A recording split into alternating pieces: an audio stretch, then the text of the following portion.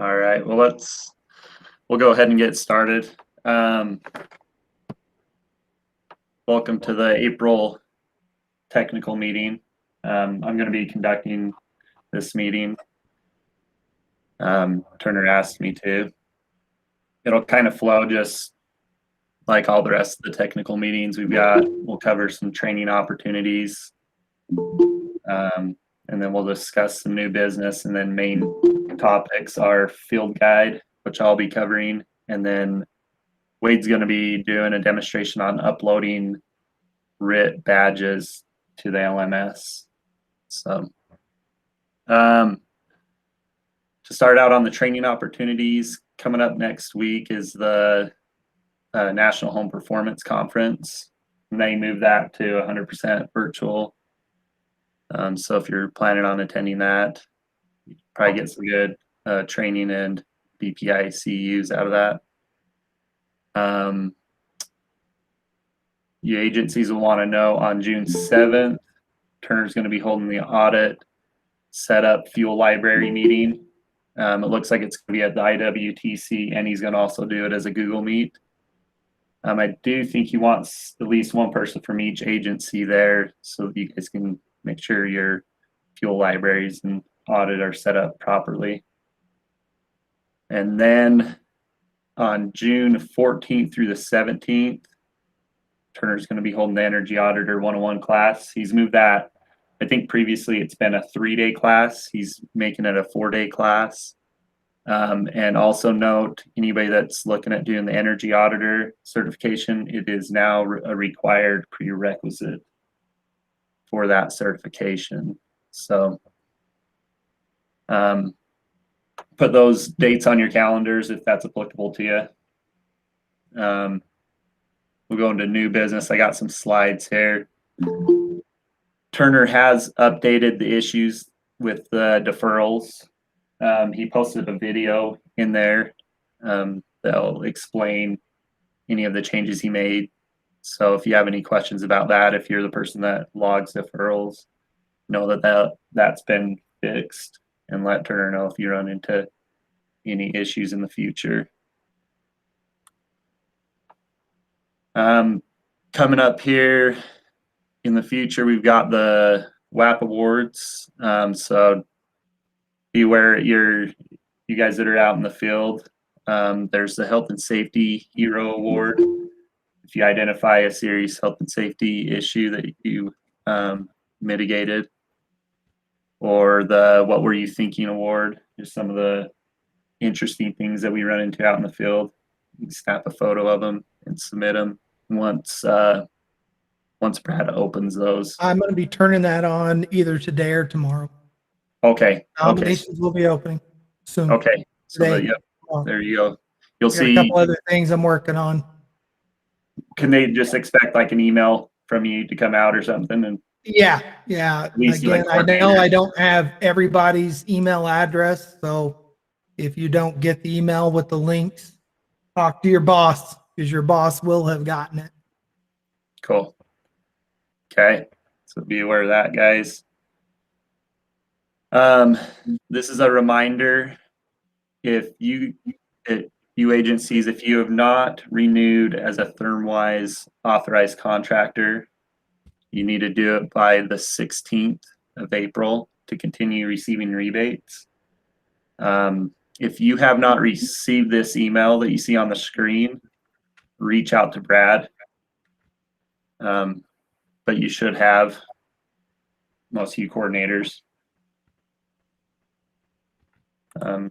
So that, and then the final thing in new business is Burl has made a new edition of his AO3 field collection form with a few new fancy little things on it. One of which is these boxes down here at the bottom of the form can kind of track your progress on what's been completed on the form so you don't forget anything. Turner will be attaching this form to the technical meeting email, the follow-up email, so you can start using this form if you would like. And does anybody have questions on any of that new business, any of those topics that we talked about?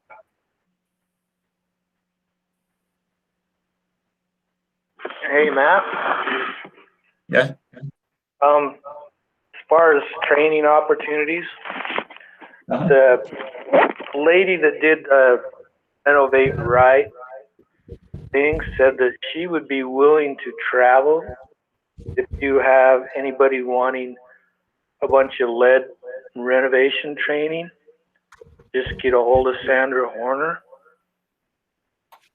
Sandra what? Horner, Horner? Horner. Like if we wanted to do a group training at the training center or something, she would be willing to do it. Okay. Hey, Scott, send that contact info and everything up to Mr. Dalton. Okay. Okay, can do. That'll work. So she does all the lead renovation training? Yes. Okay. Okay. Does anybody else have any training opportunities that they know of that would be good for the program?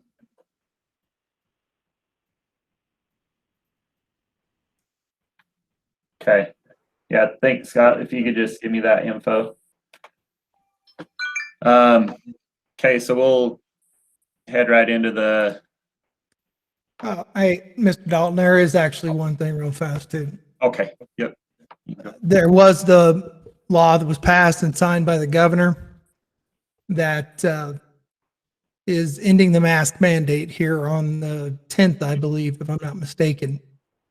When all this started a little over a year ago, each agency was required to develop the policies for dealing with COVID.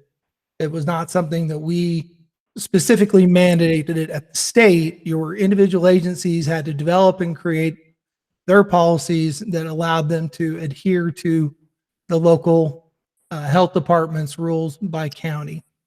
That has not changed. When the mandate changes, or the law changes the mandate, there's still some counties and other things that are looking at continuing that. Your agency needs to adapt your individual policy to comply with those counties. And if there are any changes from the initial policies you sent me, like removal of the mask requirements, those would need to be updated with me as well. So if you're looking to make some changes come the 10th, you would want to be forwarding that to me as well. Okay. Do you guys have any questions on that?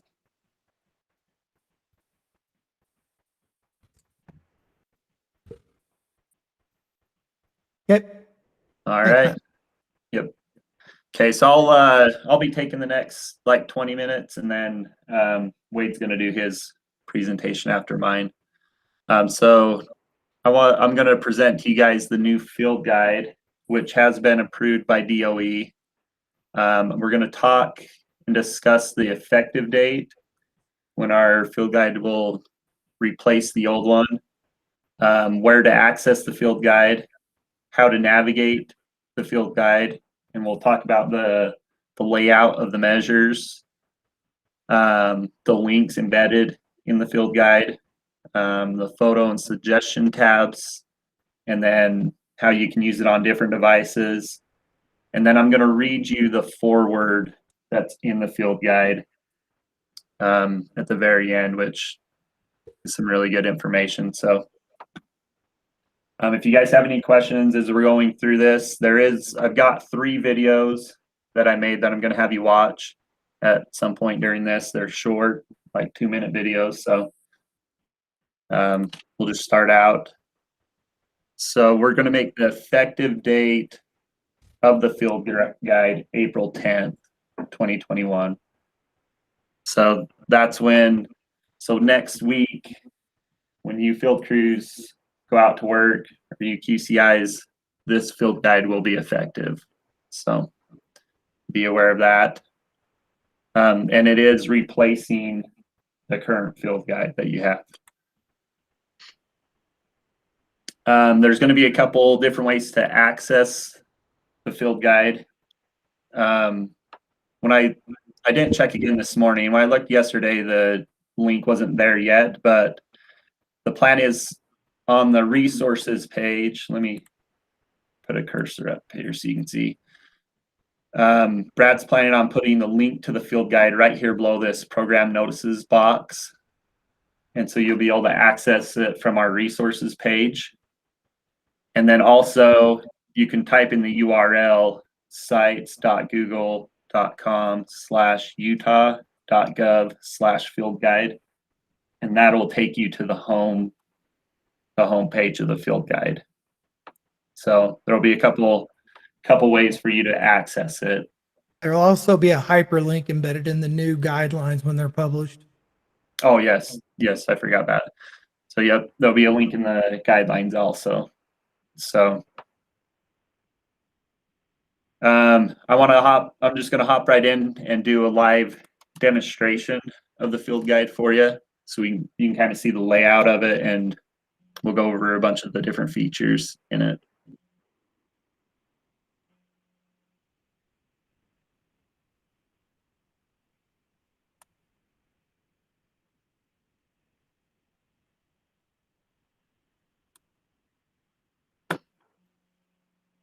Takes a second to load here.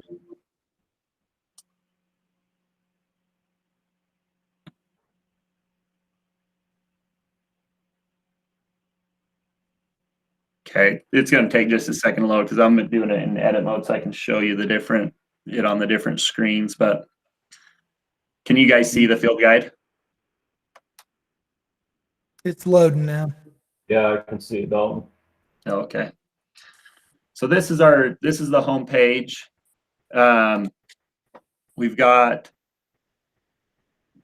got a home button. You got your acknowledgments, your forwards, and then the list of measures on down the list. There's 50 of them.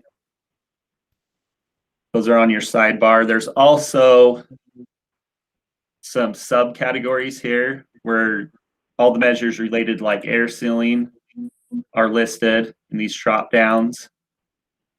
And that goes across. There's those categories, and then also there's a thumbnail for each measure and a picture kind of associated with it. So you can see that's kind of the home screen. If you click this button up here, when you're on the home page, this will return you to our WAP's resources page. So if I go ahead and click that, that'll take me back here to our resources page. I'm going to hop in on a measure here real quick. And all the measures are kind of laid out the same to some degree.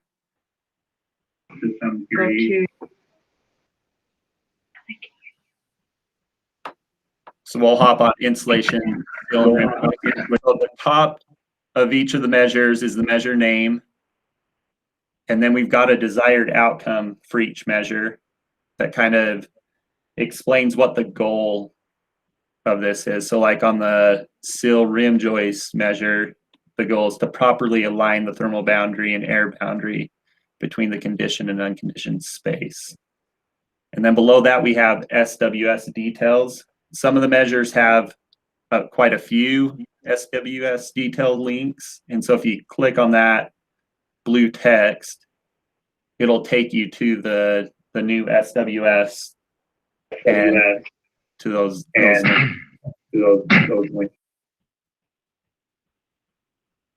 And then it starts out with a before and after photo. So the before is kind of what you might be seeing on your job or something close to it. And the after is what it needs to look like when you're complete with the job. And then you get into the steps. And the steps go, just count up from 1 on up. If it's a measure where there's a couple different options for a step, like step number 2 on this one is install insulation. And there's a couple different methods for doing that. So then you have kind of some sub steps that are 2A, 2B, and so forth. All the measures that require a worst case draft test at the end of the day, if you installed that measure, that step is now in there. So if you're going through these measures and there's a worst case draft test, if you're the crew and you're going to leave for the day and you just got done installing rim or seal installation, you should be conducting a worst case draft test at the end of the day. And we've embedded a link to the worst case draft form in that description on that step. And then also ones that require you to add that measure to the installation certificate that should be on the electrical panel, that step is also in there. So that's the basic layout of each of the measures. If you click this emblem up here, the State of Utah Weatherization emblem, it'll take you back to the home page. Does anybody have any questions so far about navigating it at all? At the bottom of the field guide, I don't know if I can get this. We've got two links down here. One says got a better photo. If you're going through the field guide and you feel like you got a better photo or can get a better photo of a certain measure or step, go ahead and click that link, and that's at the bottom of every measure page. And fill this out, attach the photo that you would like to replace it with, and submit your comments, and we'll consider that suggestion. And also there's a suggested change to the field guide. This is almost going to be used like the change log in the guidelines. If you've got a legitimate suggestion of an update or something that needs to happen to the field guide, this is the process that you need to use to submit that. Click that suggest button, and again, that's at the bottom of every measure and also at the bottom of the home page. It's just a simple form. Fill it out, let us know what you feel needs to be updated, and we will consider those suggestions. We're hoping having those two tools will help us in refining this field guide and keeping it current and up to date. So let me click back on another measure here. There are some links from one measure to another if it's applicable. So if there's a measure that is discussing, say, part of the measure is discussing some air sealing of some sort, it'll have a link to attic air sealing if that's part of that measure. Let's see if I can find this one here.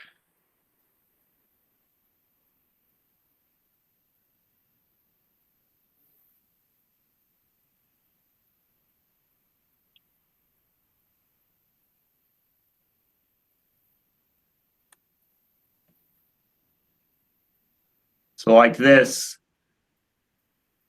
in step one, it's talking about determine if the lead works safe. And so if I click those highlighted words that said lead safe work, it'll take me to this lead safe work measure. So we've embedded some of those to help you navigate back and forth from measure to measure when it's applicable, instead of rehashing out some of those steps. So do you guys have any questions on that? That's kind of the functionality of it. So the next thing is, this thing will redesign for if you're on your computer. That's the view that we're viewing right now, is the computer. If this is what it will look like on your tablet, it just kind of shrinks down the measures a little bit.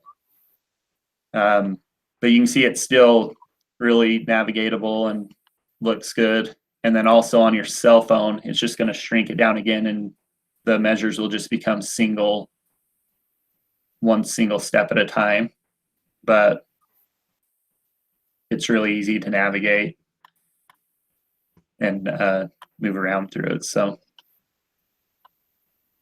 that's what it'll look like on your cell phone.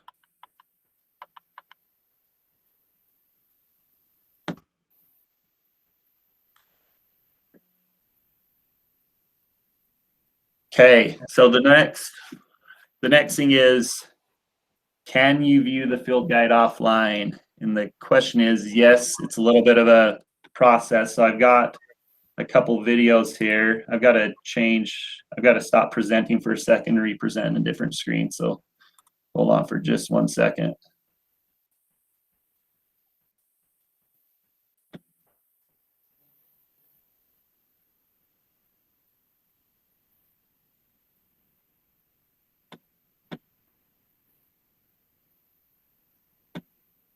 Okay, can you guys see the YouTube video screen now?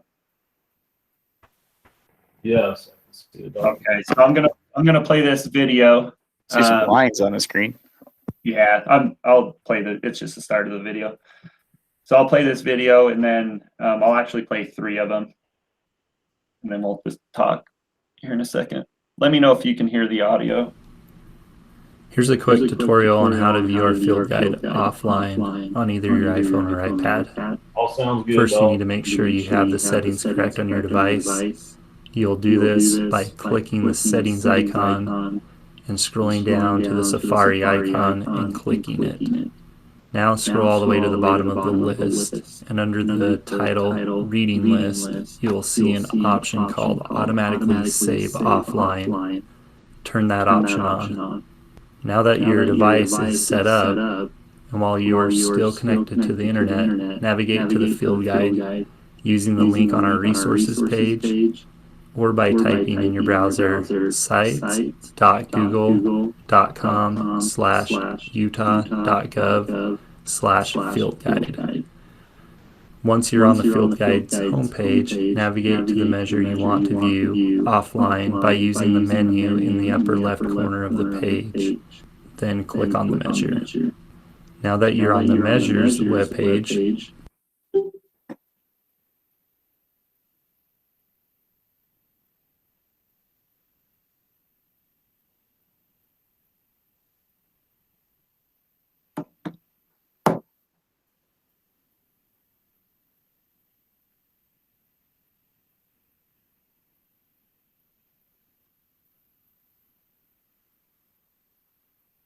Got no audio now, Dalton. You're muted on both your screens. What about now? Nothing. Nothing. Hear you, but not the screen.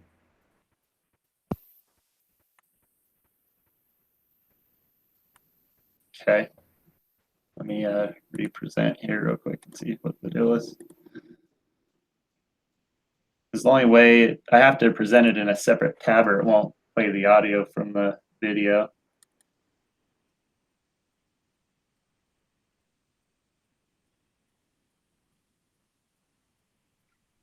Dalton, it sounds like it's playing the audio and then it's picking it up from your computer speakers and echoing it.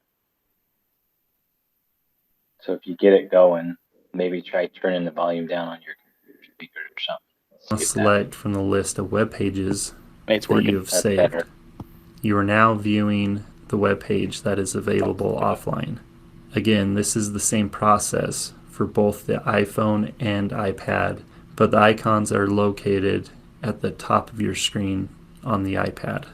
I also wanted to note really quick, you cannot save an entire website.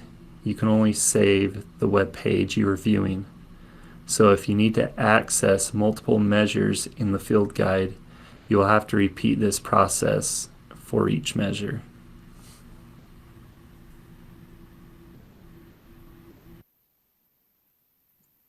Hey, Matt, I just got the email. The link is now on the resources webpage.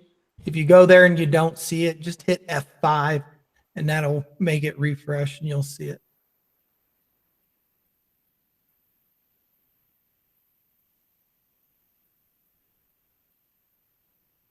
Say that one more time, Brad. I just turned back on my volume. Sorry. The link is now up for the field guide on the resources webpage. If you go there and you don't see it, hit F5 and that'll refresh the screen and then you will. Okay, cool. So yeah, was that better the end of that video when I shut my audio off? Did that play the video? Yeah, it sounded a lot better. Okay. Yeah, Let me try this next. Let me try this next video. This next one's on the Android phones.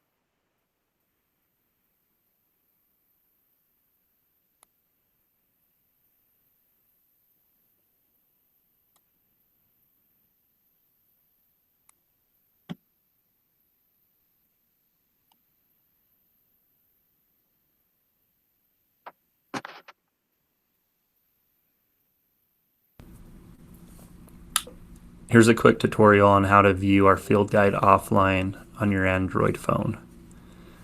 First, navigate to the field guide using the link on our resources page or by typing in your browser sites.google.com/utah.gov/fieldguide.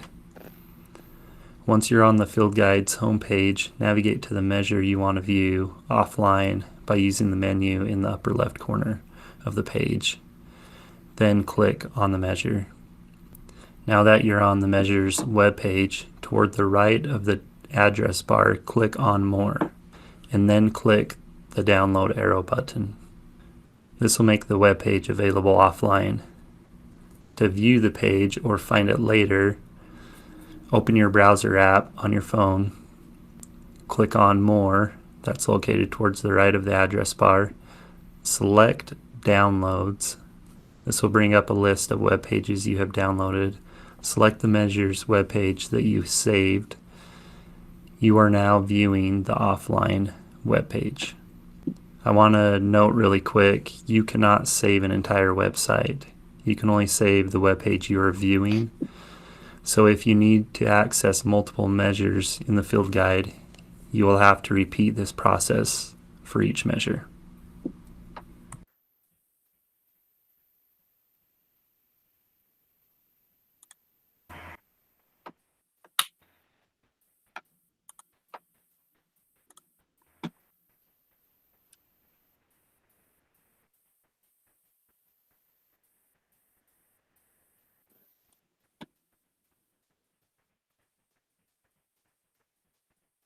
Okay, and here's the video for if you're going to do it on your laptop or computer.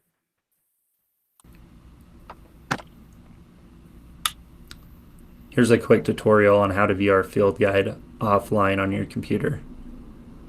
Open your web browser, and while you are still connected to the internet, navigate to the field guide using the link on our resources page or by typing in your browser sites.google.com/utah.gov/fieldguide. Once you're on the field guide's homepage, navigate to the measure you want to view offline by using the menu in the upper left corner of the page. Then click on the measure you want to view. Now that you're on the measures web page, click Ctrl+S on your keyboard. This will prompt you to save the web page. Go ahead and save it to your desktop so it will be available when you don't have internet service. To read a saved page offline, simply navigate to the file you saved and click on it. If you're having trouble viewing the web page or you just want to view it in a different browser, right-click on the file and navigate down to Open With. This will bring up a menu with additional browsers. Select the one you want to open it with. I want to note really quick, you cannot save an entire website. You can only save the web page you are viewing. So if you need access to multiple measures in the field guide, you'll need to repeat this process for each measure.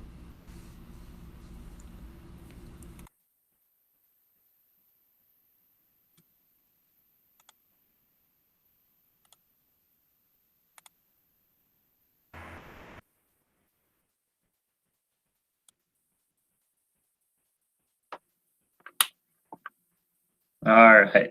Sorry, guys. I had to keep turning off my audio, so I couldn't hear if anybody was making any comments. But so as you heard in those videos, you have to do that for each measure. Can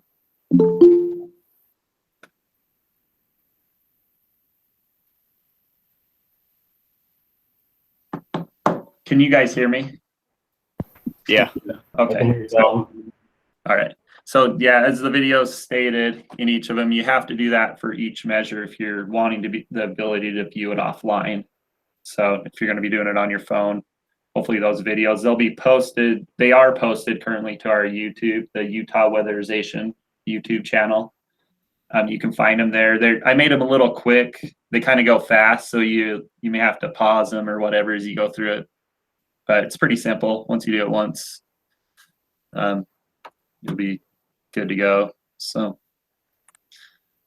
I wanted to just talk real quick which employees need to use the field guide.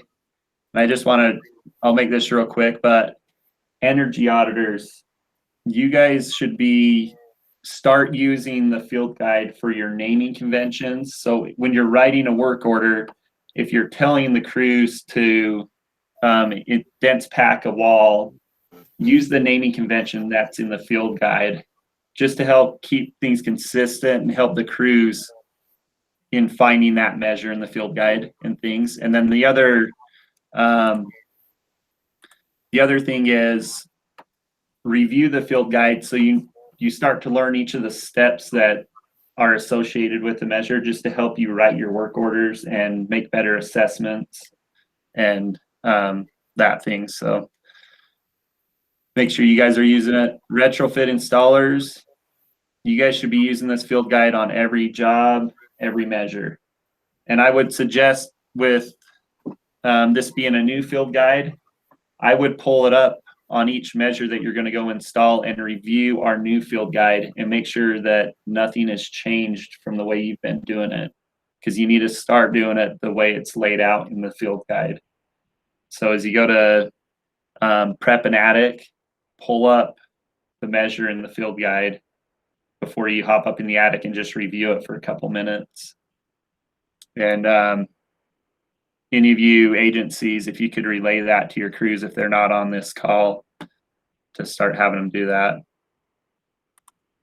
And then quality control inspectors, you should be using this field guide on every job too, because basically this should help you. The way we've laid everything out, it will help you to determine if a measure passes or fails. So review the field guide. All three of those job positions should be using the field guide on the daily. And again, every job. The last thing I wanted to do is I wanted to read this forward real quick, and then I'll turn the time over to Wade. So this kind of gives us a clear view of how the field guide should be used and what its purpose is. And so I'll just go ahead and read this. It says the Utah WAP field guide is a reference standard of the Utah WAP guidelines. The requirements established in this guide are mandatory for all work done in the program, regardless of funding source. The Utah WAP field guide is not meant to replace the work order for any given project or task. The work order provides information to the assigned crew that gets the right person in the right place with the right tools and equipment and the right materials to do the job they were hired to do. The field guide gives the crew contractor the details and expectations of how those materials should be installed. Note in the examples below the lack of detail in the work order. When there are conflicts between the work order and what the crew is seeing on the job site, efforts need to be made to resolve these conflicts in an orderly manner. Any changes in the field could potentially impact the energy audit. Decisions to add or skip items must be coordinated through your supervisor. Quality work is always the priority of Utah WAP. And then there's a couple examples of like this measure with the smoke detectors. The crew is expected to install 8 smoke detectors, but there's no information on where. So it kind of shows how having a good laid out work order will help the crews. And again, auditors using the same naming conventions as that's in the field guide will help too. So that's all I have for my part of the technical meeting. Do you guys, what questions do you have on the field guide? Does everybody feel like they know how to access it? How to get to it? How to use it? Yeah, good job on that, Matt. Yeah, I'd like to thank one more time the committee that helped put that together, and that was Jake Leifson, Brenna Dunn, Burl Kinoshita, Jesse Waite, Matt Turner, and Brad Carpenter. So, yep, the team did a good job. It's a really good document, so we're going to keep working to improve it. So, all right, well, Wade, you can, I think you just got to hit present on your end and take the screen from me. Okay, let's see what happens. Okay.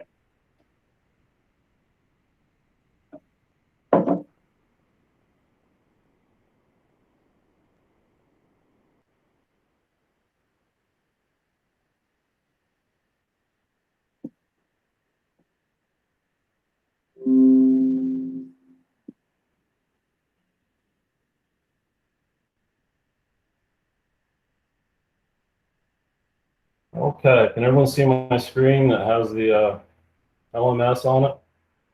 Yep. Okay. So it's time to start uploading retrofit installer technician badges. We started talking about these a year ago. The final version we put out actually April 23rd of 2020. So anyway, if you're a retrofit installer technician, and you've all been classified by your agencies, I have a spreadsheet that they sent out. You'll need to start uploading the retrofit installer technician badges. So I'm going to go over that, show you how to do it here, and then I'll also have another video that you can look at. We can put it on our YouTube site, and I'll embed a video in the LMS also. But you'll just go to the LMS, just type in IWTC-Utah.org. That'll take you to the LMS. The retrofit installer, you're going to see you have the retrofit installer technician class. So you'll enter the class. You'll notice in the class that I put the current version of the badging system is in right here in the class. So you can download that so you have a copy of it. Let me go ahead and pull that up real quick and just show you. So this is the newest copy or the current copy of it. I just want to point out the purpose, instructions, how to use it, okay, how to use it for new employees, how to use it for existing employees, and then all the badges are in there. You can go in and type in these boxes. So you can type stuff in there, okay? That makes it real easy for me to read. When we finish up here, I'm going to show you some examples of some of the badges I have that I just simply can't turn in to IREC. They're unusable. So anyway, when you get here, there's the badging system. You can download it. Right here, upload completed RIT badges. You click on that. You click on add submission. And right here is a file picker. So you can just click on that. Wherever you keep your files at, you would click choose file, go to wherever you keep that, your badges installed or whatever, pick it, open it, and then you'll name it. And the naming convention is your name, so type in your name, and whatever the name of the badge is, okay? The video that I make will have all that in there and stuff. You can always come back and review this. And then you would click upload the file. So let's just go ahead and find the file. Click here.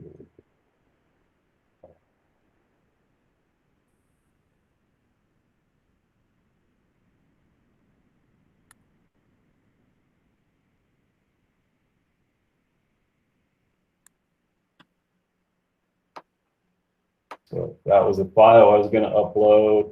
I would name it whatever badge it was. This stuff you don't have to worry about. Whoever's uploading it is going to be the author. And click upload this file. Okay, that file is going to appear there. This is your chance to make sure that it's right, your name and whatever badge it is. And you click save changes. It's going to ask you one more time, are you sure? Okay, so you still have a chance to edit or remove, and then you submit assignment. Okay, and one more time, confirm submission. You'll see it's now submitted for grading. I'll get a notification, and your coordinator will get a notification that you've uploaded a badge to the LMS. Okay, if the badges are not any good, I'll just send them right back to you. In a minute, I'm going to go over what a good badge looks like and a bad badge looks like. Any questions about that so far before I go to the next thing I want to show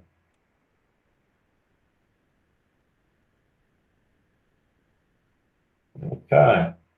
The other thing I've done is if you are a coordinator, so right now I'm logged in as Carrie Lynn, she's the coordinator for 6 County. You will now have a new box that says my staff members, and you can click on your staff members and see what they're doing in the LMS or what they have done. When your staff members, if they have to upload retrofit installer badges, when they do that, you will also receive an email that they have done that. If they have not uploaded their badges in a timely fashion, you'll receive an email nagging you to nag them to get them uploaded. I will have this. I've got just about every coordinator set up so that you have this ability. I should have it all finished up today. I'll let you all know, but you'll be able to go in and just see. I'm not going to click on any of these because it's on Carrie Lynn's business, what her guys are doing. But it'll show you when your guys were on the LMS, how much time they spent on the LMS, what IP address they logged in from, etc., etc. Okay, any questions on that cool new feature for the coordinators?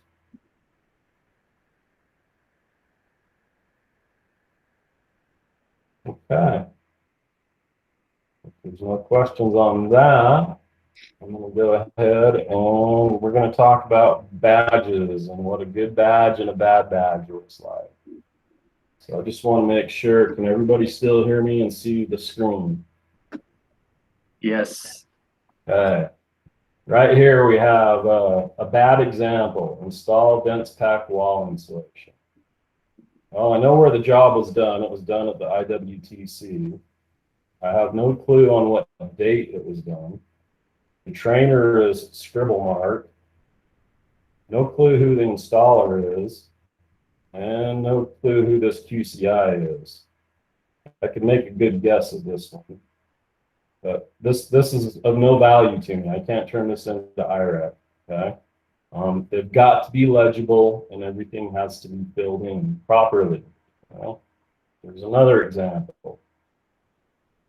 No job number. Okay? Got to be a job number. If it's at IWTC, it'd simply be IWTC and whatever prop you're working on. If it's at your agency, whatever job number you're doing. This day, April 22nd of 20. The installer is super long scribble mark and no QCI sign.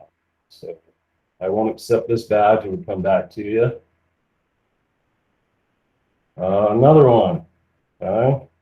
Job numbers. Oh, I can kind of make this out. 1262D and 1299W. Dates are okay. No clue who the trainer was. I can't read that. No clue who this installer was. I have a pretty good idea who this QCI was, because I've seen the signature before. But again, this is of no value to me. I can't use this stuff right. They're going to go, yeah, we don't accept Scribble Mark as trainer or Scribble Mark as installer. All right. Here are some good examples. It's typed in IWTC prop, the date. I was the trainer. Carson has decent handwriting, so I can read his handwriting nice and good. And Dalton was the QCI that signed off on it. Okay. Again, you can type this stuff in. In fact, I actually prefer that you do it. Okay. When we download the document, every one of these is a box that you can type into. Okay. Or if you're going to write in it, please make sure it's legible. I can't use them if they're not legible. Here's another good example. Okay, again, this was at the IWTC prop. The date, I was the trainer. Tim Lloyd, he's the one who did this. This is barely legible, but passable. Okay. And then, of course, Dalton signed off as the QCI. All right, any questions about any of that stuff?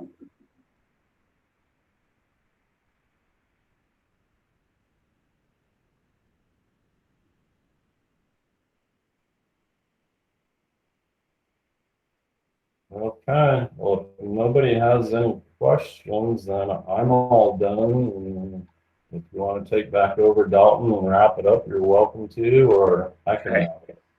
Yeah, I've got a couple more things that I can talk about. So, okay.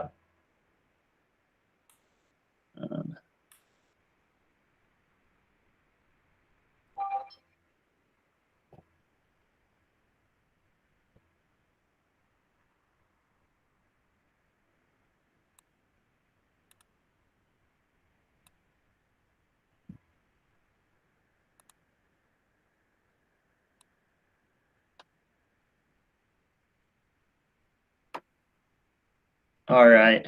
I've got just a couple other items here.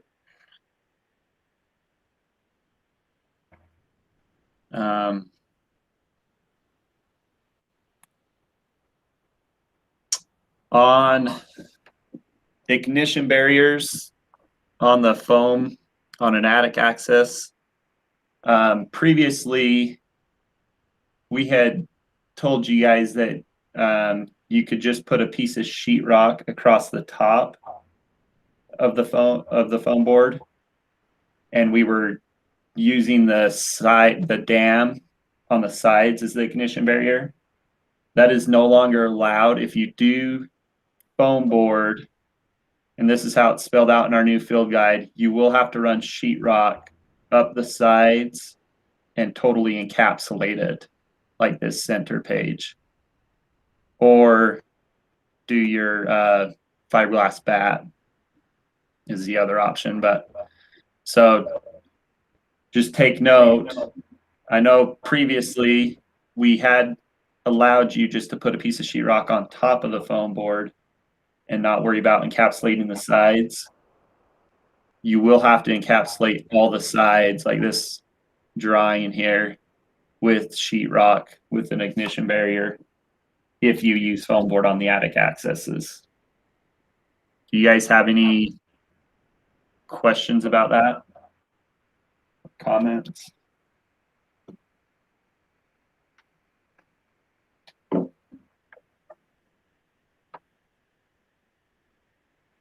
Okay. Just a side note, Turner ended up getting him a new phone, and his new phone has this ultra wide camera on it. It's kind of like a fisheye type lens.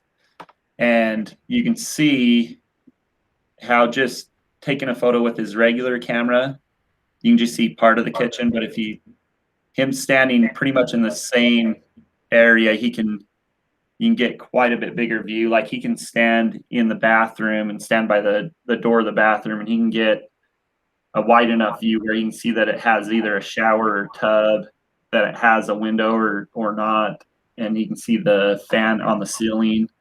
It actually came in pretty handy for him, and especially in like the CAS rooms and stuff like that, it allowed him to only have to take one photo.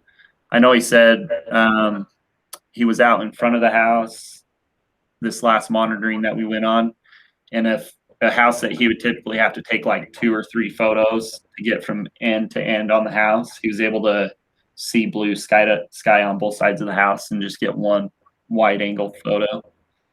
So just be aware of that. And some of you may already have phones and stuff that have that wide angle view, but if you're going to end up getting a device in the future, a camera, maybe looking to see if it has that feature on it for you auditors and stuff.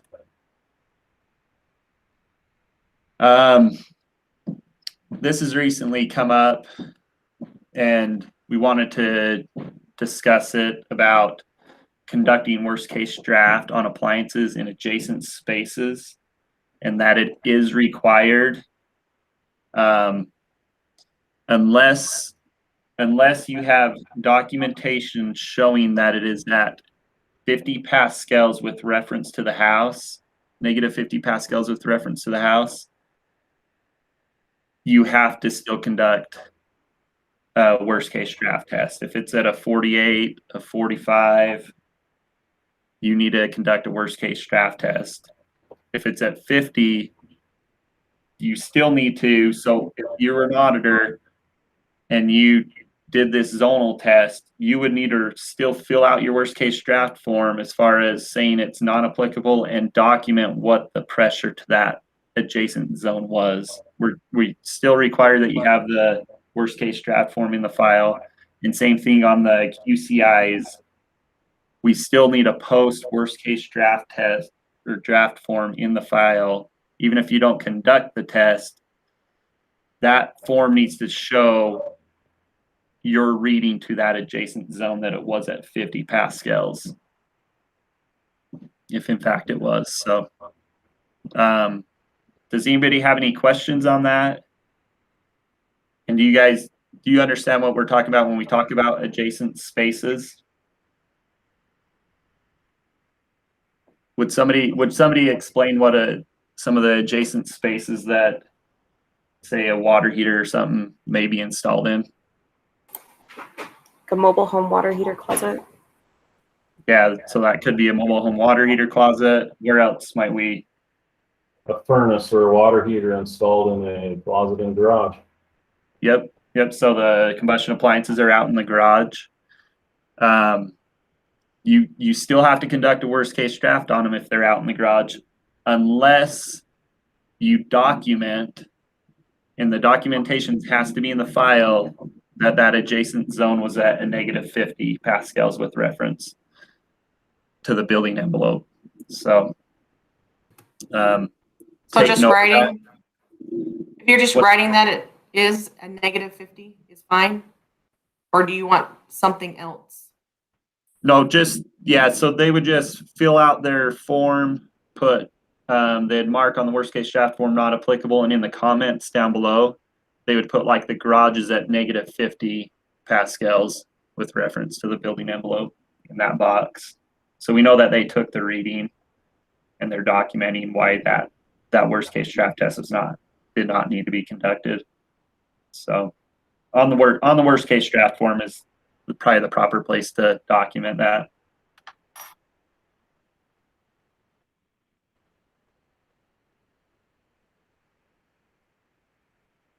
Okay, I think that is all that we have. Does anybody have any questions, comments before we end the meeting?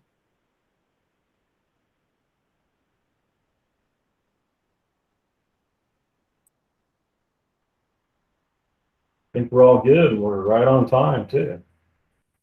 Okay, well, I appreciate you guys all hopping on the call. Turner's going to make this recording available. He'll send it out in an email, and along with Burl's form. And yeah, thank you guys. Have a good rest of the day. Yep, thanks everybody for all you do. We appreciate you. Thank you.